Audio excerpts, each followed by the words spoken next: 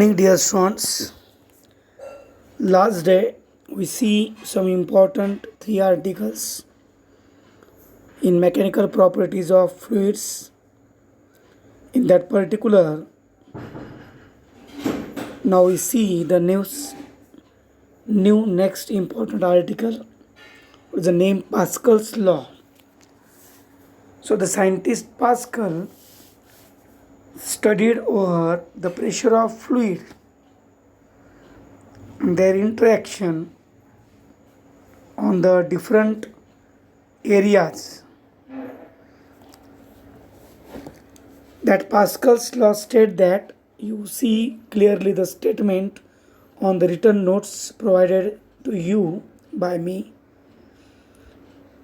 The pressure applied at any point of an enclosed fluid at rest. What is the condition? The fluid must be enclosed in any container and it is at rest.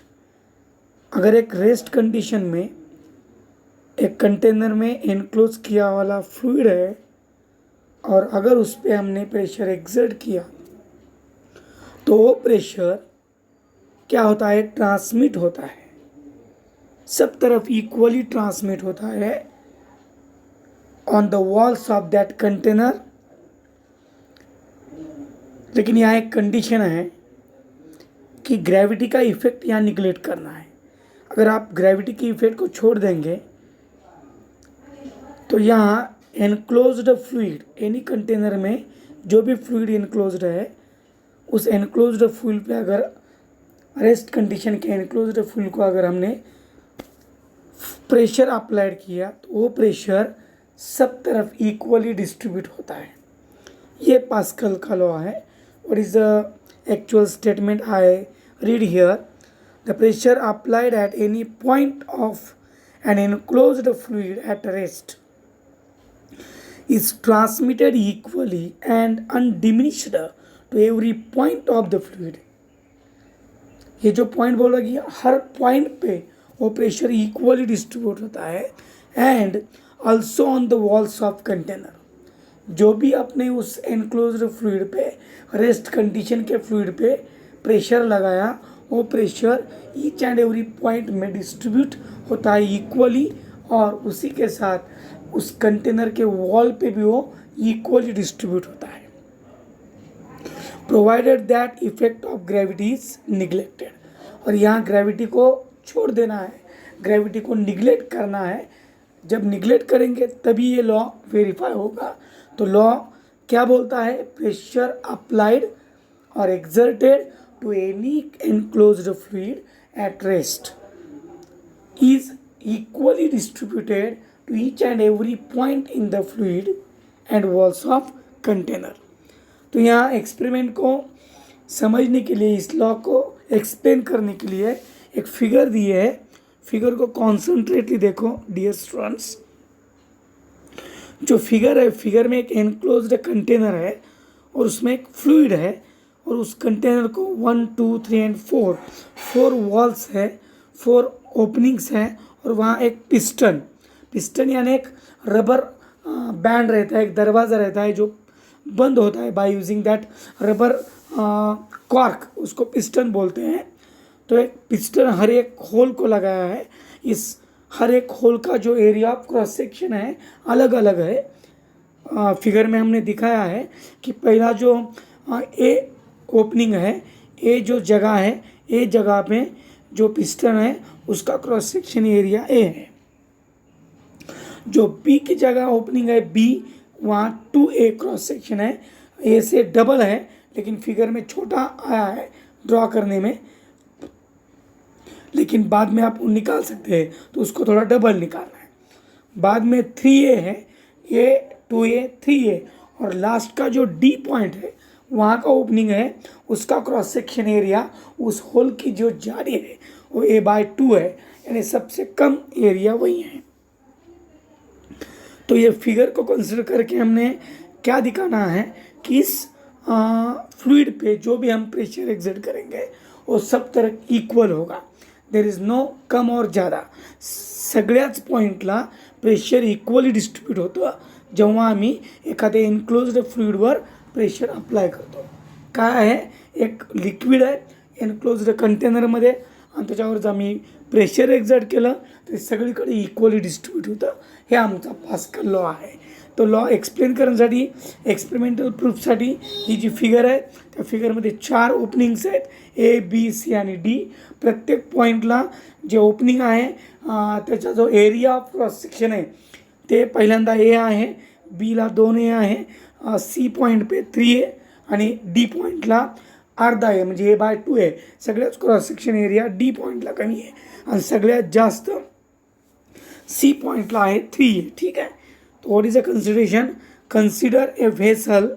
Vessel म्हणजे एक भांडं आहे, filled with incompressible fluid. इनकम्प्रेसिबलचा अर्थ काय, constant density असणारं एक fluid आहे, mixed fluid आहे, ते त्या कंटेनरमध्ये भरलेलं आहे, एनक्लोज केलेलं आहे. Having 4 arms. त्या कंटेनरला, त्या व्हेसलला 4 आर्म आहेत, 4 बाजू आहेत. ओपन बाजू ए बी आणि C D fitted with frictionless water tight piston as shown in figure. आणि त्या प्रत्येक ओपनिंगवर एक पिस्टन बसवलेला आहे जो एअर टाईट आहे, त्यातून लिक्विड बाहेर निघणार नाही आहे. Next consideration, let area of cross section of A arm A, B, C and D are respectively A, 2A, 3A and A/2. ह्याचा अर्थ काय, जे ए जवळचं आर्म आहे, ए आर्म आहे, त्या ठिकाणची जी ओपनिंग आहे त्याचा क्रॉस सेक्शन एरिया ए आहे, बरोबर आहे. बी जवळची जी आहे त्याचा क्रॉस सेक्शन एरिया 2 आहे. सी जवळचा जो पिस्टन आहे त्याचा क्रॉस सेक्शन एरिया 3 आहे आणि डी जवळचं ओपनिंग आहे त्याचा क्रॉस सेक्शन एरिया A/2 आहे. अशा 4 ओपनिंगचे कंटेनर आहे. Next, when force F is applied on piston. J A opening आहे तिकडनं आपण एफ एवढा फोर्स त्या पिस्टनवर लावला आहे. When force F is applied on piston A पिस्टनवर जर आम्ही फोर्स लावला F, then pressure exerted on liquid is. प्रेशरचा फॉर्म्युला काय असतो, फोर्स अपॉन एरिया. फोर्स किती आहे एफ आणि तिकडनं एरिया किती आहे ओपन ए, तो F upon A is the pressure exerted on that closed enclosed liquid. त्या एनक्लोज्ड लिक्विडवर अप्लाय केलेलं प्रेशर आहे F upon A. It is equation number 1. समजलं का?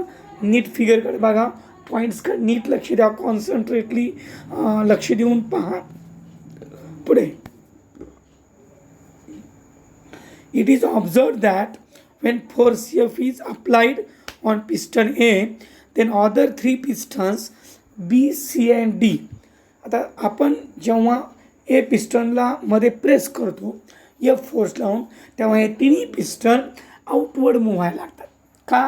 कारण जे काही प्रेशर तुम्ही या लिक्विडवर दिलं ते प्रेशर इक्वली डिस्ट्रीब्यूट होणार आहे अकॉर्डिंग टू लॉ. आता आपल्याला ते होणार आहे का नाही माहीत नाही, पण अकॉर्डिंग टू लॉ तर होणार आहे. तर ते प्रेशरमुळं, त्या प्रेशरमुळे हे लिक्विड या तिन्ही पिस्टनला बाहेरच्या बाजूने मूव्ह करतं.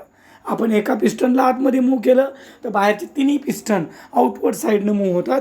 कारण अकॉर्डिंग टू द लॉ हे जे याच्यावर लावलं प्रेशर आहे ते इक्वली काय होतं, डिस्ट्रीब्यूट होतं.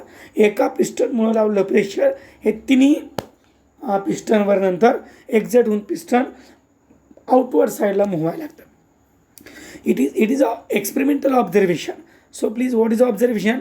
It is observed that when force F is applied on piston A, then other 3 pistons, which are other B, C and D, move outward. They outward move होतात. Next point, next page number 12.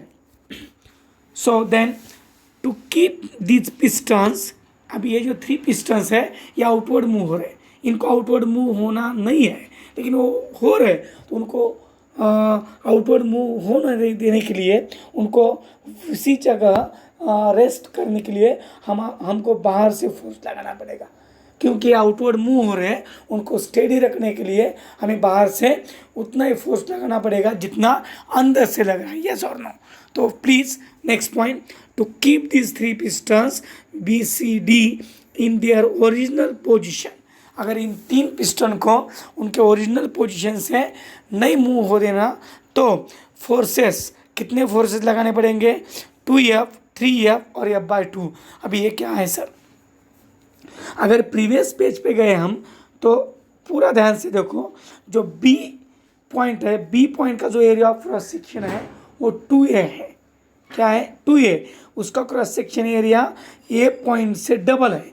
अगर cross section बढ़ गया तो pressure कम होता है, लेकिन loss होता है कि प्रेशर इक्वल डिस्ट्रीब्यूट होगा। अगर प्रेशर F/A है तो बी पे भी प्रेशर F/A होगा, F/A ही प्रेशर आना चाहिए। अब यहाँ तो क्रॉस सेक्शन एरिया 2 है, 2A क्रॉस सेक्शन एरिया अगर कम होना है और प्रेशर सेम रखना है, प्रेशर सेम है, जितना प्रेशर ए पॉइंट से लगाया उतना ही प्रेशर बी पॉइंट पे आना चाहिए, इसलिए उसका क्रॉस सेक्शन 2A हो गया तो उसका फोर्स भी डबल होना चाहिए, क्योंकि क्रॉस सेक्शन एरिया कम होने के बाद प्रेशर बढ़ता है, हमें प्रेशर उतना ही फील करना है। इसलिए अगर क्रॉस सेक्शन एरिया डबल हुआ तो फोर्स भी डबल करना पड़ेगा। इसलिए हमने बी पॉइंट पे बाहर से जो फोर्स लगाया वो 2F है, और सी पॉइंट पे क्रॉस सेक्शन एरिया और भी बढ़ गया, 3A हो गया। अगर क्रॉस सेक्शन एरिया बढ़ रहा है तो फोर्स भी बढ़ाना पड़ेगा, क्योंकि प्रेशर कांस्टेंट रखना है, क्योंकि प्रेशर पास्कल लॉ के अनुसार सब तरफ इक्वली डिस्ट्रीब्यूट होने वाला है। यस और नो? इसलिए अगर इस 3A पिस्टन को रोकना है तो आपको 3F ही फोर्स लगाना पड़ेगा, और A/2 पिस्टन को रोकना है तो F/2 ही फोर्स लगाना पड़ेगा। यानी सब डिपेंड है, ये सब इंटरडिपेंड है, इंटरकनेक्टेड है। अगर आप एक पिस्टन पे F फोर्स लगाया, एरिया A है तो प्रेशर F/A हो गया, इक्वेशन नंबर 1। तो उतना ही प्रेशर हर एक पिस्टन पे लगने वाला है, लेकिन पिस्टन का एरिया डबल होने के बाद आपको फोर्स भी डबल करना पड़ेगा, तभी प्रेशर कांस्टेंट रहेगा। तो cross section area of piston बढ़ रहा है, डबल है, इसलिए फोर्स भी आपको डबल लगाना पड़ेगा बाहर से, तभी पिस्टन्स बाहर मूव नहीं होने वाला। ठीक है? तो इसलिए हमने क्या किया, अगर आप तीनों पिस्टन को मूव नहीं होने देना है बाहर, तो उनके एरिया ऑफ क्रॉस सेक्शन के अनुसार प्रेशर कांस्टेंट होने के लिए उतना ही फोर्स लगाना पड़ेगा। तो I repeat the point, to keep these 3 pistons B, C, D in their original position, then forces 2F, 3F and F/2 should require to be applied on piston। तो piston पे उतने फोर्स लगाने पड़ेंगे, तभी pistons outward move नहीं होंगे। अभी एक एक प्रेशर निकालेंगे। Pressure on each piston applied externally. अभी जो हमने एक्सटर्नली प्रेशर पहले पिस्टन पे F/A लगाया था, अभी बाकी 3 पिस्टन पे जो फोर्स लगाया उनसे क्रिएट होने वाला प्रेशर हम देखेंगे। तो PB 2F फोर्स है और क्रॉस सेक्शन एरिया 2A है, तो प्रेशर F/A हो गया। PC 3F फोर्स है और 3A क्रॉस सेक्शन एरिया है, तभी फोर्स प्रेशर F/A हो गया, 3 गेट्स कैंसिल हो गए। बाद में D पॉइंट है, D पॉइंट पे फोर्स F/2 है और एरिया A/2 2 गेट्स कैंसल, यहाँ भी प्रेशर F/A हो गया। यानी PP PC PD all this walls पे जो प्रेशर आ गया हो F/A, यानी एग्जैक्टली इक्वल टू इक्वेशन 1 है। यानी जो भी प्रेशर हमने ए पॉइंट पे लगाया था, ए पिस्टन पे लगाया था, उतना ही pressure each and every wall पे एग्जर्ट हो रहा है। But by equation 1 F/A is a pressure at piston A, यानी PB, PC, PB, ये PD, all these pistons, not PB here, पहला PB है, बाद में PC है, बाद में PD है, is equal to PA, यानी P यानी pressure on A point, A piston. This indicates that pressure applied on piston A is transmitted equally, और सब तरफ equally क्या हो गया? Transmit. This is the Pascal's law. समझ में आया friends? This is the Pascal's law. इसके बाद what is the next article? Next article is applications of Pascal's law. Next clip में लेंगे हम, क्लिप बढ़ रही है, सो ठीक है।